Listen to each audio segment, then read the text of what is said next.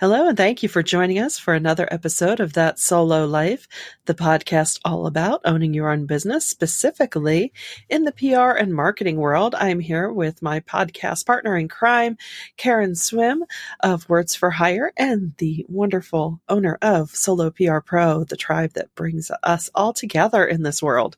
How you doing today, Karen? Hello, Michelle. I'm doing great. I think I have a mild case of the summer blues, I'm with you. I don't know about your summer, but I'm glad that my summers are usually busy with client events, but that often also means I'm looking wistfully at the actual fun people are having. Yes. that we are helping to create. So yeah, these last couple of weeks of summer, I'm usually by the time everyone's back to school, I'm thinking, wait, summer's not over until September 22nd. So this is my time now. Technically, I know the season's not to an end, but Labor Day sort of marks that unofficial end. And at the beginning of summer, it always seems like, you have this long timeline to do all of these activities and fun things that you have planned. And you have this list of things in your head that you're going to do. And for me this year, none of those things happened. Uh-huh. So I'm sort of looking like, well, that's over now. I know what you mean. And for me, part of it is it's just disgustingly hot to do some of those fun things. But I found myself last summer. I woke up on a Sunday and said, I am just driving straight east until I hit a beach and put my feet in sand and surf, even if it's for 60 seconds. And that's pretty much what I did. That is such a fantastic idea. And it's so funny though. This year with so many shark attacks and alligators climbing walls and prairie dogs with diseases, I swear to you that I have become a little afraid of the outdoors. I hear you. Yeah, you won't find me going too deep out there, but it was definitely one of those, I can't be here anymore. Yes. I love nature, but right now, nature is scaring the crap out of me.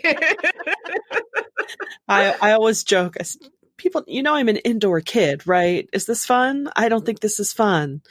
So anyway, yeah. But today, well, along those lines, we already had an episode about fear, but we got to talking. One of the threads in the Solo PR Pro private Facebook group, which plug you get access to if you become a member, talked about what happens when you finally get what you want, or in this instance, it was one of our pros who, thought, oh my goodness, this is great, and then it just didn't happen. It got canceled. And so we started to discuss, what happens when you come up to that edge and that imposter feeling creeps in and you think, oh, it'd be great actually if this wouldn't happen. But what not that we loved that this happened to her, but it was an interesting insight. She realized, no, this stinks when the thing doesn't happen.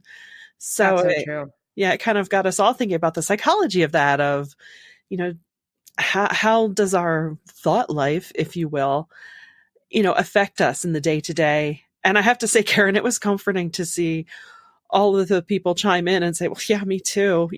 We all think we're so special in our imposter syndrome, but it's really very egalitarian, which I love. This is true. And to sort of set this up, imagine, the thing that you are desiring, whether it's, obtaining the biggest contract of your life, or maybe, keynoting at an event that you never dreamed possible. And then that very thing happens and you find, your inner voice saying, oh my God, I really don't deserve this. I really am not ready for this. I hope that they cancel the event. I hope my flight's delayed. I hope, and so then you start hoping that it won't happen. And so this is the exact situation that happened with one of our members. This wonderful, fantastic event was happening, and it was a dream come true for her career and for her business. But that inner voice was saying, I I don't really want to go. I don't feel like traveling. I don't want to leave the family. I hope they cancel. I hope this happens. And then the whole thing went south, not because of her anything to do with business. I believe it was weather related, and everything got canceled. And that moment for her made her realize, oh my gosh, that thing that we secretly want when we secretly wish that something won't happen and it does happen is not what you actually want. And so what do you do about that? And that, that revelation for her and for all of us made us realize to examine kind of that inner voice that tells us, that we don't deserve a thing. And then we want to sabotage it. And our thoughts are sabotaging it because we think we don't deserve it. Right. It's definitely that cycle. And I think really the first thing to do is to try to capture that thought the minute it happens and try to inspect where is this really coming from, and just kind of do a little self-scan. But it's a tough one. It's, these mind games, they just play with you. And on top of you're having the cyclical thoughts in your head, at the same time, you're actively doing your job. So you might think, I don't have time to deal with that. Let's just press forward. So it's certainly something to be conscious of at all times. And, I could think of a flowery way to combat it is, maybe just that time, make a list of all the things that you've done that have really rocked. I know I don't do that often enough. I don't celebrate the successes. I for better or for worse, I tend to minimize things of, I've got a little podcast, or, we got on the front page of the paper. I mean, I have my 30-second moment of, yeah, we got on the front page. Yes. But I think it's so fast on to the next thing that, sometimes we squelch ourselves, and also relative to the part we play in our work. We are behind the scenes. We are the people making the things happen. So it could just be part of that, whatever that part of our personality makes us good at our job combats. Well, I also think it's important. Our thoughts really are quite powerful. So things begin with a thought, right? And thoughts become actions. And so rather than saying internally all of these things, like, I really don't want to do this, and that don't want to do this thing is when that's driven by, I really don't feel worthy of this thing, is to just immediately, as you said, tap into that and turn it around and start to say really optimistic, enthusiastic things like, this is going to be fantastic. I'm going to be great at this. I am so excited for this opportunity. Everything is going to line up, because when you begin to retrain your thinking and to tame, that inner voice that can be negative, you'll find that your whole perspective changes and that your actions will follow your words.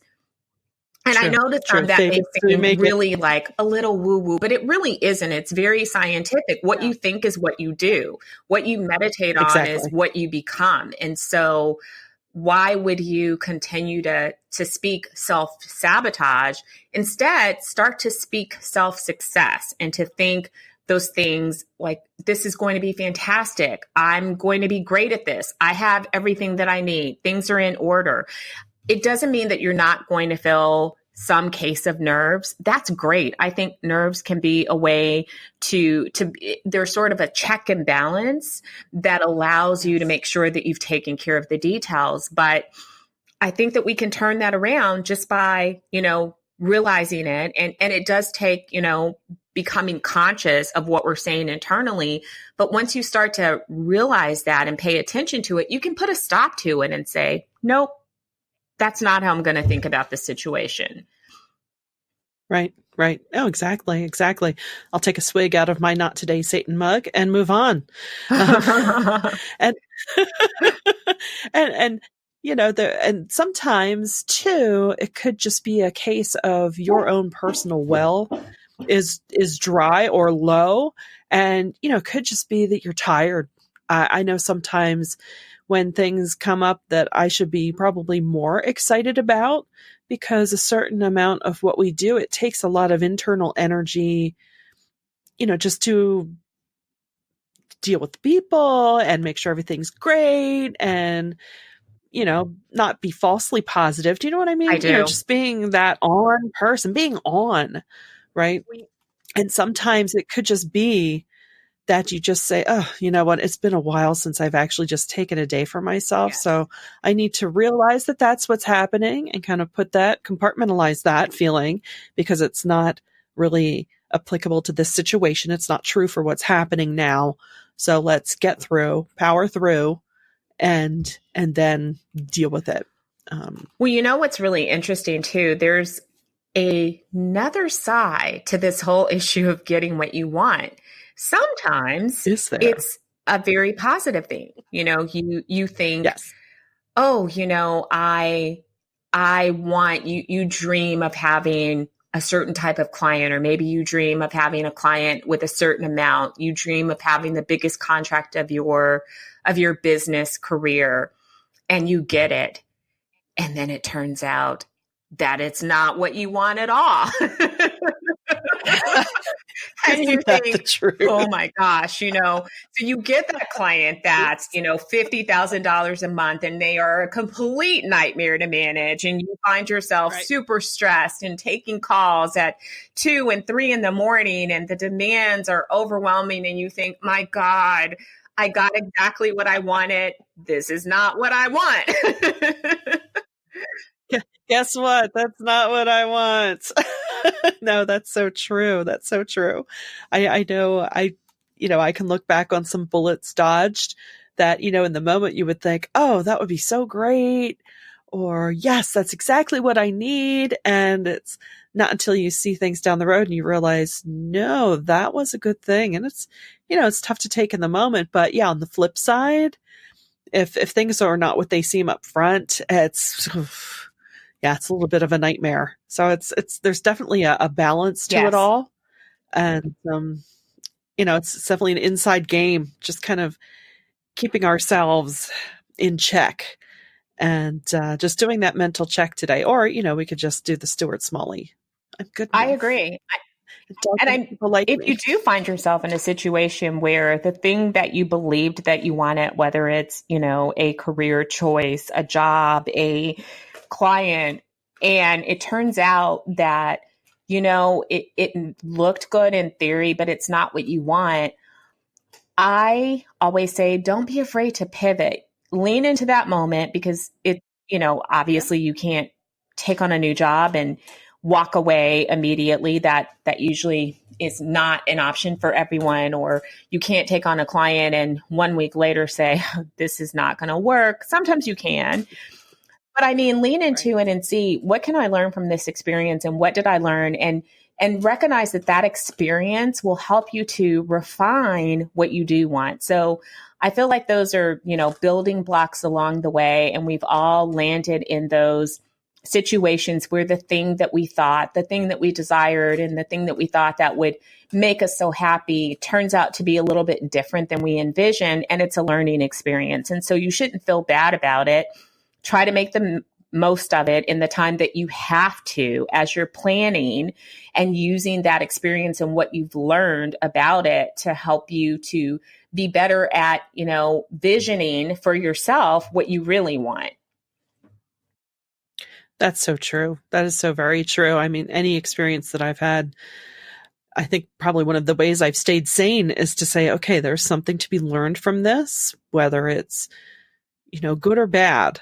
Let's use this experience and help it refine my next approach or inform the next thing that I do or pursue. And that's invaluable. It really is. So even those things that might not go as well as you wished, it's okay. I think that's one of the things we also need to keep telling ourselves, no matter what, it's okay. This is not a pass or fail existence, in our solo PR pro world. It's not. And I think sometimes, I don't know, I'm probably speaking for myself, you can trip on your high standards a little bit and think, okay, just Yes. relax. It's okay. It's good to have standards, but let's not get crazy This is with, true. with adhering to them and beat ourselves This is up. very true. Because that's not constructive. Yeah. That's not constructive I either. agree. But so I think that it's interesting. as we're speaking to all of those internal voices, the voices in our head that can be our worst enemy or our best friend, that the key is really just being conscious, being conscious of the words that you're thinking. And I think I can't speak for men, but I know that this is not a gender issue. As a woman, however, I know that those voices crop up for me in every area of life. And once I'm aware of it, sometimes it's such a habit. You played that tape in your head for so long that you don't even realize it's there until you do, until someone calls it out or brings it to your attention, or something happens that makes you realize that you are self-sabotaging and that you're not even being kind in the way that you think about yourself to yourself, which really affects the way that the rest of the world sees you and the way that you see the world as well. And so I think what we're saying is be conscious of it, tune into it and tune into what you're thinking and how you're thinking about yourself and how you're thinking about your abilities. Because I guarantee, especially for solo PR pros, I know how hard we are on ourselves.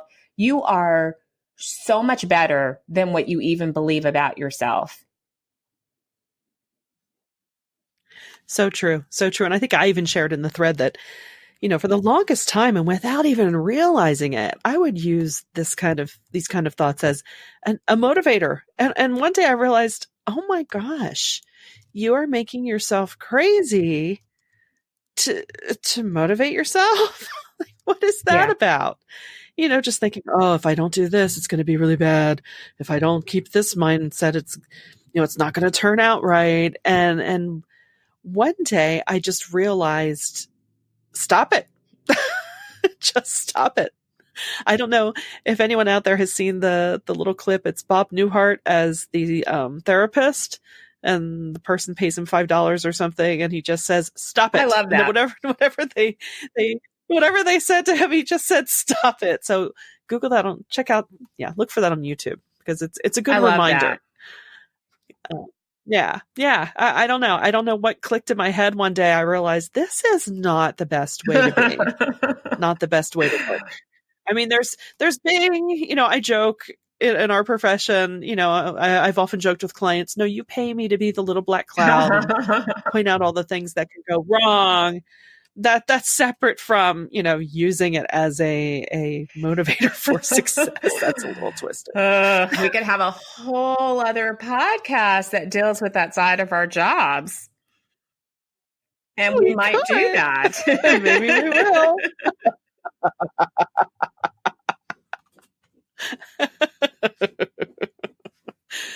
But for now, we'd love to hear your experiences. So, check us out at soloprpro.com, subscribe to the podcast. There are ways to get in touch with us. We'd love to hear your stories as well. Yes, we would. Thank you for joining us for another episode of That Solo Life. Please keep tuning in. New episodes are available every single Monday. And as Michelle said, you can follow us on social media, Voice Matters, and at Karen Swim, everywhere, Instagram, Facebook, Twitter, all of those great social channels. Not TikTok yet, though. Sorry. And yeah, no, not yet. Send your comments, please share, and please keep listening. Have a fantastic week.